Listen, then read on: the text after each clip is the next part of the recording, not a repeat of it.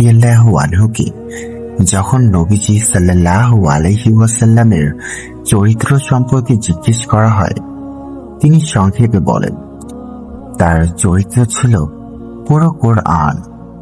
অর্থাৎ তিনি কোরআনে যা কিছু আদেশ, নিষেধ, নৈতিকতা ও আচরণ আছে সবকিছুর বাস্তব জীবন্ত রূপ ছিলেন রাসূলুল্লাহ সাল্লাল্লাহু আলাইহি ওয়াসাল্লাম। এই অর্থে সহিহ হাদিসে এসেছে, কানা খুলুকুহুল কুরআন, অর্থ যার চরিত্র ছিল কুরআন। অর্থাৎ তিনি কোরআনে জীবন্ত রূপ ছিলেন। শুধু কোরআন পড়তেন না, তিনি কোরআনকে জীবন্ত বাস্তবভাবে পালন করতেন।